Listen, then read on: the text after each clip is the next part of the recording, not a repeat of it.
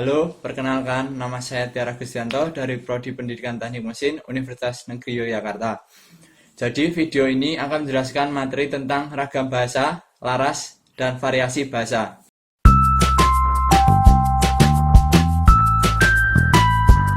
Yang pertama, ragam bahasa. Ragam bahasa menurut Bachmann adalah variasi bahasa menurut pemakaian yang berbeda-beda, yaitu topik yang dibicarakan, hubungan pembicara, kawan bicara, dan orang yang dibicarakan. Ragam bahasa diklasifikasikan menjadi 3, yaitu yang pertama latar belakang, geografi, dan sosial penutur. Di sini terdapat 4 macam ragam bahasa, yaitu dialek. Dialek adalah variasi bahasa dari sekelompok penutur yang jumlahnya relatif, yang berada pada suatu tempat, wilayah, atau area tertentu. Ragam ini lazim disebut dialek area, dialek regional, atau dialek geografi. Contoh ragam bahasa ini seperti kalimat gue udah nulis catatan itu, gue udah makan, atau yang sebagainya, yang berarti kalimat tidak baku. Yang kedua, ragam bahasa terpelajar. Ragam bahasa terpelajar biasanya digunakan oleh siswa atau mahasiswa di lingkungan sekolah atau kampus. Mereka mendapat bimbingan dari guru atau dosen sehingga dalam berbicara mereka bisa lebih mengatur tata bicaranya. Ragam bahasa terpelajar umumnya digunakan pada saat kegiatan belajar mengajar sedang berlangsung. Yang ketiga, ragam bahasa resmi. Ragam bahasa resmi adalah ragam bahasa yang biasa digunakan dalam suatu resmi atau formal, misalnya surat dinas, pidato, dan makalah atau karya tulis. Ciri-cirinya digunakan dalam situasi resmi. Nada bicara yang cenderung datar. Yang terakhir, kalimat yang digunakan kalimat lengkap. Yang keempat, ragam bahasa tak resmi. Ragam bahasa tidak resmi adalah ragam bahasa yang biasa digunakan dalam suasana tidak resmi. Misalnya surat pribadi dan surat untuk keluarga atau yang berbentuk lisan. Contohnya dalam sehari-hari yaitu percakapan dengan teman sebaya. Yang kedua, ragam yang membedakan media yang digunakan. Yang pertama, ragam lisan. Ragam lisan adalah ragam yang diujarkan oleh pemakai bahasa. Kita dapat menentukan ragam lisan yang standar, misalnya pada saat orang berpidato atau memberikan sambutan dalam situasi perkuliahan. Yang kedua, ragam tulis.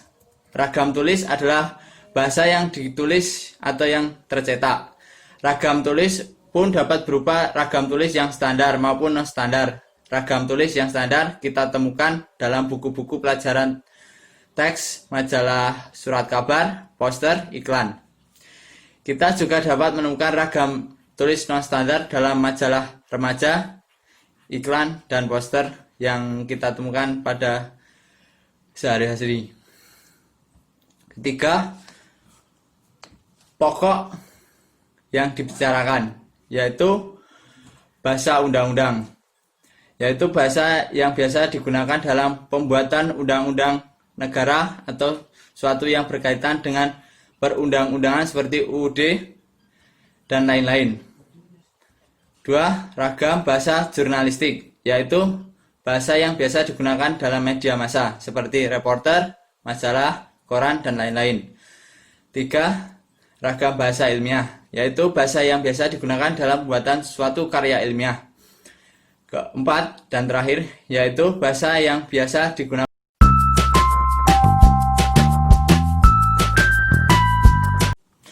untuk materi yang kedua, yaitu laras bahasa. Laras bahasa adalah kesesuaian antara bahasa dan pemakaiannya. Laras bahasa dapat dibagi menjadi 3 kelompok utama, yaitu yang pertama, tajuk wacana. Adalah mencakup bidang penggunaan bahasa seperti bidang matematik. Cara penyampaian tajuk wacana adalah media perilaku bahasa secara lisan dan tertulis. Yang kedua, laras bahasa biasa.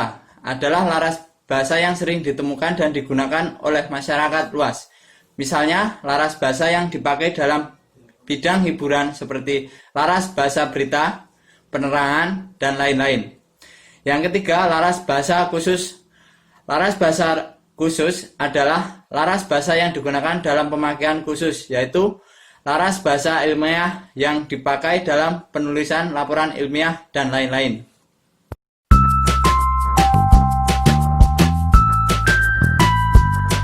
Untuk materi yang ketiga yaitu variasi bahasa, yaitu sebagai sebuah bahasa mempunyai sistem dan subsistem yang dipahami sama oleh semua penutur bahasa.